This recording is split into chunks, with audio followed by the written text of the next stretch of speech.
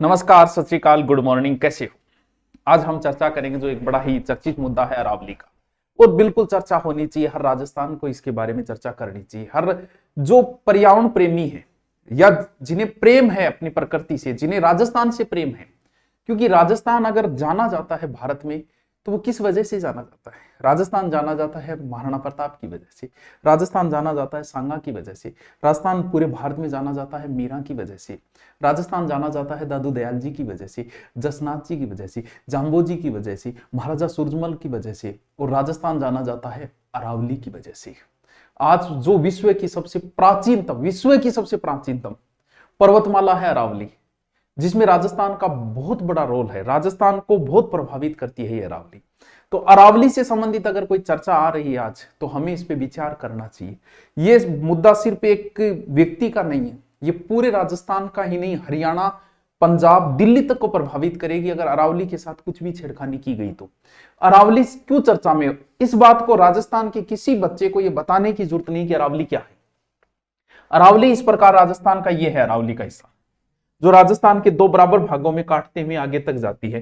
पालनपुर गुजरात से आई, ऐसे करते हुए आगे जाके और यहाँ दिल्ली तक चली जाती है। राजस्थान का दो बराबर भागों में काटे। कुल अरावली का राजस्थान में 80% है। ये हर बच्चा 692, 550, ये जीके की बातें हैं।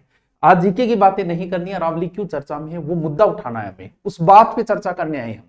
राजस्थान को दो बराबर भागों में अरावली बांटती। क्या नई परिभाषा बनी, नई परिभाषा दी किसने? सुप्रीम कोर्ट ने नई परिभाषा पास की। वो परिभाषा ये दी सुप्रीम कोर्ट ने कि अरावली की जो पहाड़ियां हैं उसमें वही पहाड़ी मानी जाएगी जो 100 मीटर से ऊपर है। 100 मीटर में लगभग 350 फुट लगभग हो जाती है। 100 मीटर से जो ऊपर ऊंची पहाड़ी है वो अरावली में मानी जाएगी, और 100 मीटर से जो नीचे है वो अरावली में नहीं मानी जाएगी। केंद्रीय पर्यावरण जो मंत्रालय है उसने ये परिभाषा पेश की सुप्रीम कोर्ट के आगे पे, और सुप्रीम कोर्ट ने इसे मान लिया। तो आप सोच रहे हो कि सर इससे क्या होगा? इससे देखो क्या होगा, यानी 100 मीटर से जो नीचे हैं वो अरावली में नहीं। फैसला जारी अगर हुआ, ये लागू होते ही मैदान में अगर ये फैसला आया, सुप्रीम कोर्ट में क्या कहा? 100 मीटर से नीचे।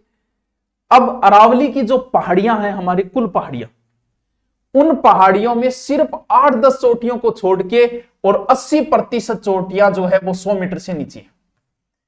यानी अब इससे क्या होगा? इससे यह होगा कि हमारे यहां अरावली, पीछे एक बार तो कोर्ट ने कहा था बोल पूरा पहाड़ी गायब कर दिया रे तुम लोगों ने। हमारे हाई कोर्ट ने जब बोल वो पहाड़ कहां गया, बोल पहाड़ तो चेप गए सारा। यानी अरावली का क्या चल रहा है? खनन माफिया जो अरावली को सल्टाने में लगे हुए। कैसे? क्योंकि हमें क्या बनाने? मकान बनाने हैं, बजरी चाहिए, जो भी सामान चाहिए वो कहां है? क्योंकि अरावली तो जीवन रेखा है राजस्थान की, सारी चीजें इसमें आती है। अब वो जो खनन चल रहा है, अवैध खनन कैसे होता है पता है? अवैध खनन ऐसे होता है जैसे मान लो कि इतना भाग किसी को दिया गया, हजारों करोड़ों के अंदर चढ़ता है कि ये लीजिए, अधिकारी कहेगा ये लो। अब अधिकारी है, करोड़ों रुपये का टर्नओवर होता है इसका खनन का, एक एक व्यक्ति लेता है बोली छूटने के बाद। और मान लो कि इतने से इधर भी खुदाई शुरू कर दी, काम तो अधिकारी का है, बोल इतना ही खुदाई।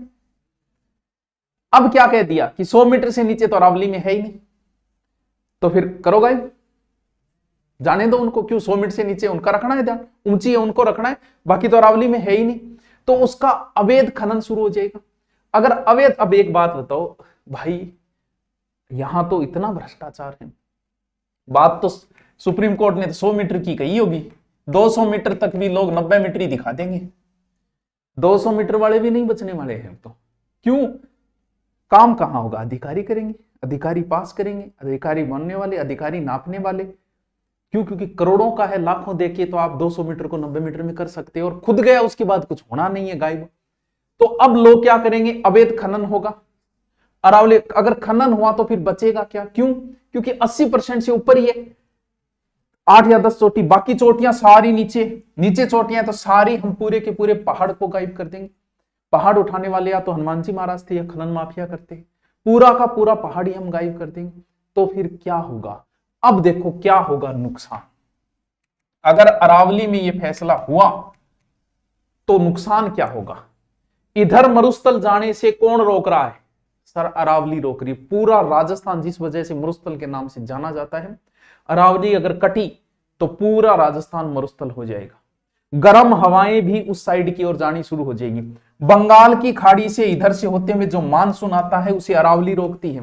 पूर्वी राजस्थान पूरा हरा भरा है, पश्चिमी राजस्थान पूरा मरुस्थल है। अगर अरावली नहीं रही तो भाई पूर्वी राजस्थान वालों, भरतपुर, अलवर, धौलपुर, कोटा, बूंदी, सवाई माधोपुर, प्रतापगढ़, सुन लो, तुम्हारे वहां भी वही सूखा पड़ेगा जो पूरे राजस्थान में पड़ता है। क्यों? क्योंकि आपको अरावली ही वर्षा दे रही है, अरावली से टकरा के ही आपको वर्षा हो रही है। ये जो नदियां निकलती है, राजस्थान की 80% नदियां अरावली से निकल रही है, वो नदियां ही नहीं रहेगी, नदियों का मार्ग बदल जाएगा, नदियां रहेगी नहीं, जलवायु परिवर्तन हो जाएगा। अरावली नहीं रही तो आंधियां आएगी, मरुस्थल होगा, वर्षा की अनियमितता होगी, धूल उड़ेगी पूरे राजस्थान में। उन सबको रोकने का काम ये करती है। पूरे पूर्वी राजस्थान में बरसात अरावली करती है। जल संकट की समस्या आएगी, कहां आएगी? यहां जयपुर है, टोंक है, इस क्षेत्र में अरावली की वजह, बिसलपुर बांध वगैरह किस वजह से बने? अरावली की वजह से इस क्षेत्र में जल संकट आ जाएगा, खेत सूखेंगे सारे। क्यों? क्योंकि बारिश ही नहीं होगी। शहरों का पानी तक महंगा हो जाएगा अगर यह फैसला मंजूर हुआ। आपको जो हवा मिलेगी वो प्रदूषित हवा मिलेगी। क्यों? क्योंकि अरे क्या राजस्थान था, यहां तो हमने पेड़ों के लिए गर्दनें कटवाई है, वो राजस्थान है। और इस राजस्थान में आज इतना बड़ा फैसला हुआ कि पूरा अरावली, हरी भरी अरावली, बचेगा क्या उसमें? कुछ बचेगा ही नहीं। 80% अरावली गायब हो जाएगी, हरे भरे पेड़ पौधे, कुछ नहीं बचेगा राजस्थान के अंदर। यानी आने वाली पीढ़ी को हम क्या देके जाएंगे? पूरा सूखा राजस्थान। दिल्ली जहां प्रदूषण में विश्व में माना जाने लगा है, उस दिल्ली को अगर प्रदूषित मुक्त करता है तो ये अरावली ही करती है। अरावली रोक लेती है प्रदूषण को। यहाँ जब यहाँ अरावली नहीं रही तो वो पूरा प्रदूषण आपके दिल्ली में वही आएगा, प्रदूषित हवा आएगी वहां। हम आने वाली पीढ़ी को सूखा देके जाएंगे, अकाल देके जाएंगे, बिना अरावली का राजस्थान देके जाएंगे, ये सारी धाराएं टूट जाएगी, ना पानी हम देके जाएंगे, आने वाली पीढ़ी को जल संकट देके जाएंगे। विकास का मतलब विनाश नहीं है। अगर अरावली को काट दिया, हजारों साल लगे इसे बनने में, क्या आपके पास ऑप्शन है कि आप उसे बाद में बना सकोगे? नहीं बना सकोगे। ये तो प्रकृति की है। अगर आपने इसे काट दिया, जिस पहाड़ को आपने काट दिया उसको कैसे बनाओगे बाद में? तो उसके बाद में कोई समाधान नहीं हो पाएगा। फायदा क्या है? फायदा यह है कि यहां से जो खनन हुआ, बजरी मिली कि ईंट मिली, जो बजरी है और है, रेत है, जो भी चीजें मिली, यानी अरावली में ये सारा कुछ, वो चीजें जाके नए नए भवन बनेंगे। कहां बनेंगे? दिल्ली में बनेंगे, हरियाणा में बनेंगे, पंजाब में बनेंगे। लेकिन क्या वो भवन मानसून को रोक पाएंगे? वो मानसून को नहीं रोक पाएंगे। फायदा किसके होगा? खनन माफियाओं के फायदा होगा, और किसी को कोई फायदा नहीं होना सिवाय खनन माफियाओं के। उनको फायदा मिलेगा। बात यह कि आप और हम क्यों जागे? ये लड़ाई जो है वो ना सुप्रीम कोर्ट की लड़ाई है, ना हाई कोर्ट की लड़ाई है, ना सरकार की लड़ाई है, ये समाज की लड़ाई है। हमारे आने वाली पीढ़ी के भविष्य की लड़ाई है। ये आने वाला समय बहुत बुरा है। अगर अरावली नष्ट हो गई तो कुछ नहीं बचेगा राजस्थान के अंदर, पूरा राजस्थान मरुस्थल हो जाएगा। इसीलिए मेरी विनम्र दोबारा प्रार्थना है सुप्रीम कोर्ट से कि इस फैसले को दोबारा देखें और इस फैसले के निर्णय को चेंज करें। क्योंकि नहीं पता, कई बार भी धीरे धीरे पता चलता है कि अरावली अगर नष्ट हुई तो कितना नुकसान होगा। तो दोबारा देखिए सुप्रीम कोर्ट और इस फैसले के प्रति जनता के हक में, क्योंकि हमारे पूरे राजस्थान के हक में फैसला करें। क्योंकि अरावली नहीं रही तो अरावली रहे बिना क्या रो राजस्थान। तो ये अरावली का है मुद्दा, और मैं चाहता हूं कि आप भी शामिल हो, किसी भी माध्यम से आप सरकार तक न्यूज पहुंचाओ कि ये फैसला गलत है सरकार का। बिना अरावली का कोई राजस्थान नहीं बच पाएगा। Okay, thank you.